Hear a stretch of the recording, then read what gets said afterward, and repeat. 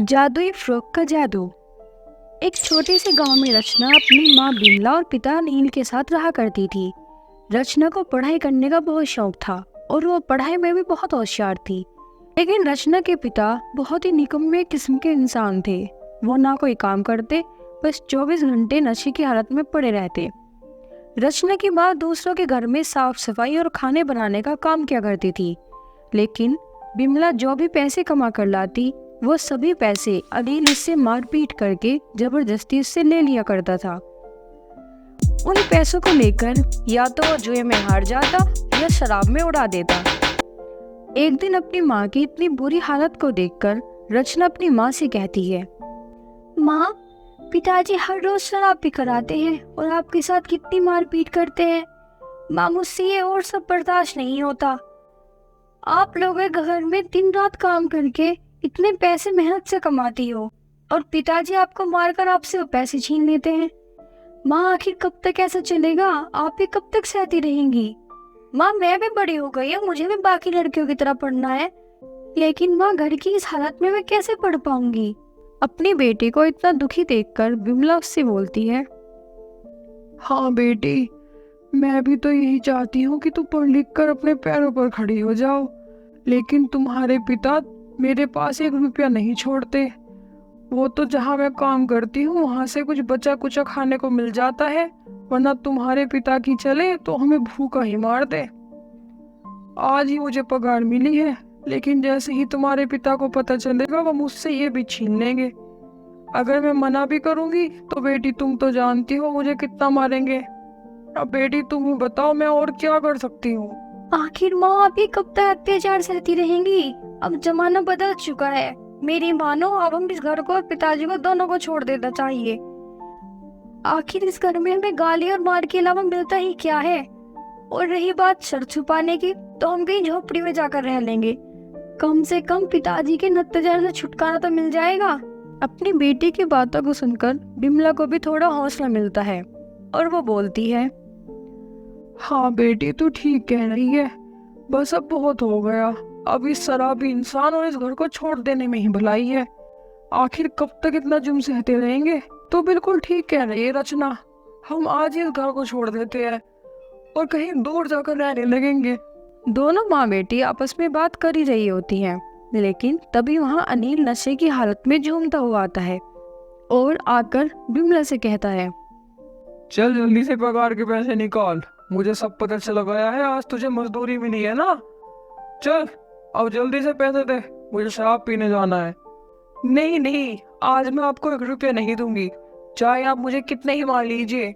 आज मैं आपको एक फूटी कोड़ी नहीं देने वाली। ये मेरे खून पसीने की कमाई है।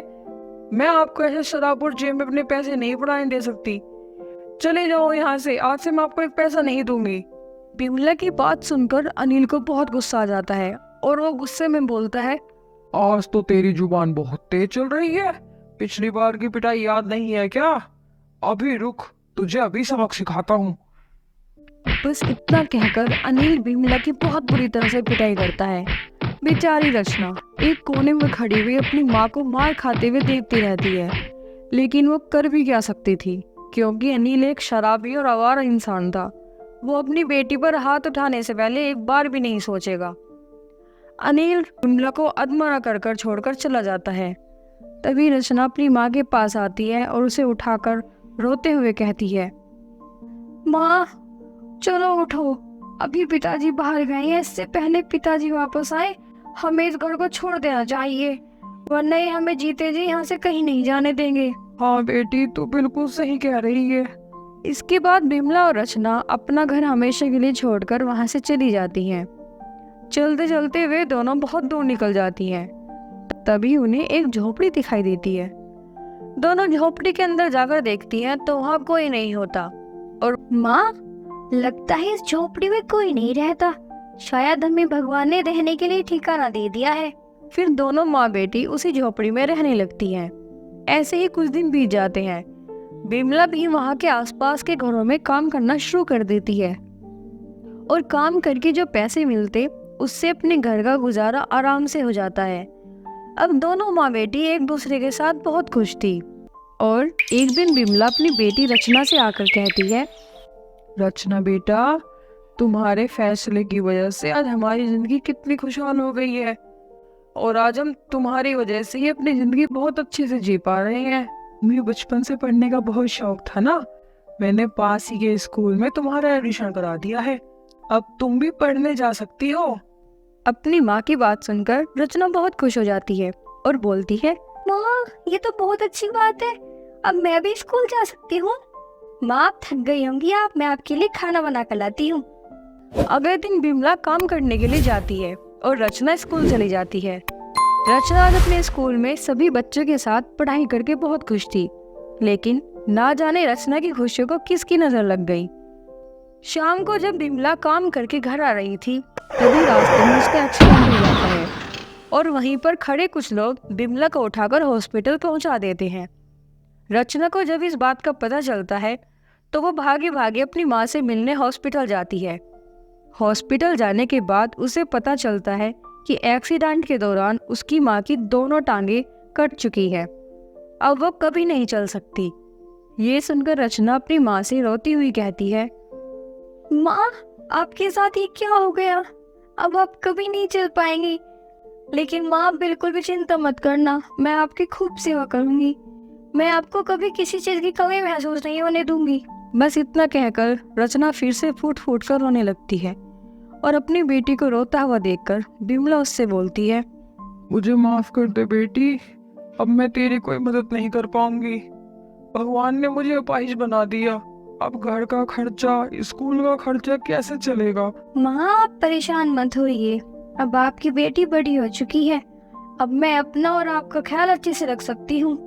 माँ आपको पता है, मैंने गांव में काकी से सिलाई का काम सीखा था, अब मुझे अच्छे से सिलाई का काम आता है।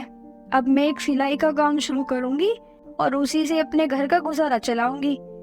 बस अब मुझे एक सिलाई मशीन की जरूरत है। रचना बेटी, मेरे पास मेरी माँ की दी हुई आखिरी निशानी पायल बची हुई है, तू उसे ही बेचकर अपनी एक सिलाई मशीन खरीद लेना, क्योंकि अब वो पायल तो मेरे किसी काम की नहीं रही। इतना बोलकर बिमला रोने लगती है। फिर अगले दिन रचना अपनी माँ की पायल बेचकर अपने लिए एक सिलाई मशीन खरीद कर ले आती है और अगले दिन जब रचना स्कूल जाती है तो अपनी कुछ सहेलियों से जाकर कहती है, राधा और रूपा तुम्हें पता है मुझे बहुत ही अच्छी सिलाई करनी आती है, अगर तुम में से कभी भी किसी को नए कपड़े बनवाने हो तो मुझे जरूर बताना, मुझे बहुत ही अच्छी लहंगे और फ्रॉक बनाना आता है। रचना की बात सुनकर उन्हीं में से राधा नाम की लड़की बोलती है, सच में रचना ये तो बहुत अच्छी बात है, तुम पढ़ाई के साथ साथ सिलाई में भी बहुत अच्छी हो। रचना कुछ ही दिनों में मेरी बहन की शादी है और मेरी बहन की शादी में सबको एक जैसा ही फ्रॉक पहनना है, क्या तुम एक ही जैसे 50 फ्रॉक तैयार कर सकती हो?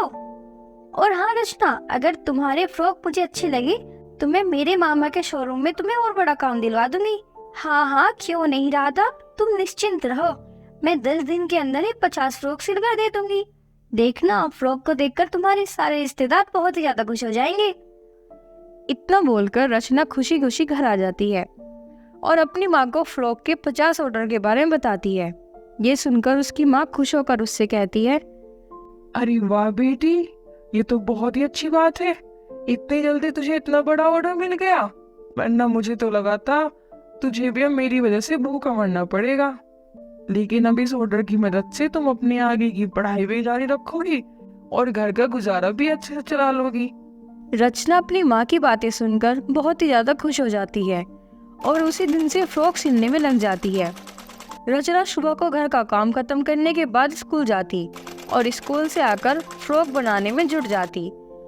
ऐसे ही कुछ दिन बीत जाते हैं और समय से एक दिन पहले ही रचना 50 फ्रॉक बनाकर तैयार कर देती है और अपनी माँ से कहती है, देखो ना माँ, मैंने कितने अच्छे फ्रॉक बनाए हैं। माँ मैंने तो कभी सोचा भी नहीं था कि इतने अच्छे फ्रॉक बना सकती हूँ मैं। इन फ्रॉक को देखकर तो सभी लोग बहुत ही ज्यादा खुश हो जाएंगे। माँ अगर राधा को ये फ्रॉक अच्छे लगे तो हमें इसके बहुत ही अच्छे खासे पैसे मिलेंगे। रचना अपनी माँ से ये सारी बातें कर ही रही होती है कि तभी अनिल उन्हें ढूंढते ढूंढते वहां जाता है और वहीं छुपकर उन दोनों माँ बेटी की सारी बातें सुन लेता है और अपने आप से बोलता है, जैसा तुम सोच रही हो वैसा मैं कभी नहीं होने दूंगा। अब देखना मैं तुम लहंगे को जलाकर कैसे राख करता हूँ। तुम लोग इतनी आसानी से मुझे छोड़कर इतनी खुशी से नहीं रह सकते। ऐसा सोचकर अनिल बहुत खुश होता है और रात होने का इंतजार करने लग जाता है। जैसे ही रात होती है, अनिल चुपके से ही घर में जाकर रचना के सारे लहंगे जला देता है। लेकिन रचना अपने पिता को ऐसा करते हुए देख लेती है, लेकिन तब तक बहुत देर हो चुकी थी। अनिल भी वहां से भाग जाता है।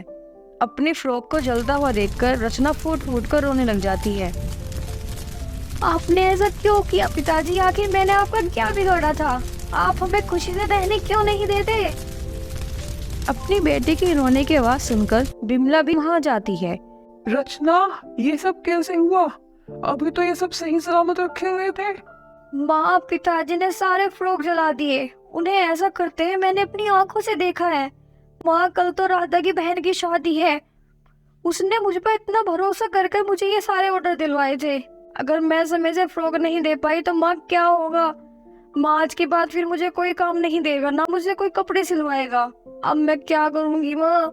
रचना, अभी समय है, तुम राधा के पास जाओ और उसे जाकर सारी सच्चाई बता दो। मुझे यकीन है बेटी, वो तुम्हारी सारी बातें जरूर समझेगी। जाओ बेटी, देर मत करो। अपनी माँ की बात सुनकर रचना राधा के घर की ओर निकल जाती है। लेकिन रचना इतनी दुखी थी कि उसे पता ही नहीं चलता कि वो कहाँ जा रही है, और भटकते भटकते वो एक जंगल में पहुंच जाती है। खूब देर चलने के बाद वो जंगल से निकल नहीं पाती। अरे, मैं ये कहाँ फंस गई हूँ? कुछ ही देर के बाद राधा भी घर आ जाएगी, सोचेगी कि मैंने फ्रॉक नहीं सिले। हे भगवान, मैं क्या करूँ? बस इतना सोचकर रचना रोने लग जाती है। लेकिन तभी उसे एक आवाज सुनाई देती है। बेटी, तुम रो क्या रही हो? क्या बात है, मुझे बताओ। आवाज सुनकर रचना चारों तरफ देखने लगती है, लेकिन उसे कोई नहीं दिखाई देता। ये देखकर रचना बहुत डर जाती है और बोलती है, अरे, यहाँ पर तो कोई नहीं है। फिर ये आवाज कहाँ से आ रही है? कौन है? सामने आओ। रचना के इतने बोलते ही वहाँ एक जादुई पेड़ प्रकट हो जाता है और वो पेड़ बोलता है, बेटी, मैं एक जादुई पेड़ हूँ। मैंने तुम्हें रोते हुए देखा तो मैं तुम्हारी मदद करने के लिए प्रकट हो गया। तुम मुझे अपनी परेशानी बता सकती हो। मैं तुमसे वादा करता हूँ, मैं तुम्हारी सारी परेशानियों को दूर कर दूंगा।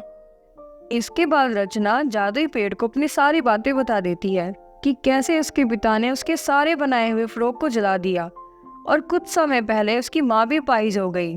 अब सारे घर की जिम्मेदारी रचना के ही ऊपर थी। पेड़ को यह सारी बात बताते हुए रचना रोने लग जाती है। रचना को रोते हुए देखकर पेड़ उससे बोलता है, तुम रो मत बेटी, मैं सब ठीक कर दूंगा। पेड़ इतना बोलकर वहाँ एक जादुई लहंगा प्रकट करता है और रचना को देता हुआ कहता है, बेटी, ये कोई मामूली फ्रॉक नहीं है, ये एक जादुई फ्रॉक है जो तुम्हारी सारी परेशानियों को दूर कर देगा। ये आसमान से आया हुआ बहुत ही खास जादुई फ्रॉक है। तुम जो चाहो इससे मांग सकती हो। ये तुम्हारी सारी इच्छाओं को पूरी करेगा, लेकिन ये तुम्हारी मदद केवल तब तक ही करता रहेगा जब तक तुम इसका कोई गलत फायदा नहीं उठाती। जादुई फ्रॉक को देखकर रचना बहुत खुश हो जाती है और जादुई पेड़ का धन्यवाद कर खुशी खुशी अपने घर जल्दी से आ जाती है और आकर अपनी माँ को जादुई फ्रॉक और पेड़ के बारे में सारी बातें बता देती है। ये सुनकर बिमला भी बहुत खुश होती है। इसके बाद रचना सबसे पहले जादुई फ्रॉक से कहती है, ए जादुई फ्रॉक, तुम मेरी माँ के पैर पहले जैसे ठीक कर दो। रचना के इतने बोलते ही बिमला के दोनों पैर पूरी तरह ठीक हो जाते हैं और इसके बाद रचना उस जादुई फ्रॉक से राधा के लिए 50 फ्रॉक मांगती है। रचना के बोलते ही तुरंत बाद वहाँ 50 सुंदर सुंदर फ्रॉक प्रकट हो जाते हैं। कुछ ही देर में अपने फ्रॉक को लेने के लिए राधा भी वहाँ जाती है और वहाँ इतने सारे एक ही जैसे सुंदर सुंदर फ्रॉक देखकर राधा बहुत खुश हो जाती है और रचना से बोलती है, अरे वाह रचना, तूने तो कमाल ही कर दिया। ये फ्रॉक तो इतनी ज्यादा सुंदर है कि जो भी इन फ्रॉक को देखेगा देखते ही रह जाएगा और तुमसे ही अपने फ्रॉक और लहंगा सिलवाने आया करेगा। और हाँ, मैं अपने मामा से भी तुम्हारे लिए एक नई ऑर्डर की बात करूंगी। मुझे पूरा यकीन है उन्हें भी तुम्हारा काम बहुत पसंद आएगा। रचना, ये लो तुम्हारे पैसे। राधा की बात सुनकर रचना बहुत खुश होती है और पैसे देने के बाद राधा अपने सारे फ्रॉक को लेकर गाड़ी में रखकर वहां से चली जाती है। इसके बाद रचना अपनी माँ से बोलती है, माँ, क्यों ना मैं जादुई फ्रॉक से पिताजी को उनके किए की सजा भी दिला दूं?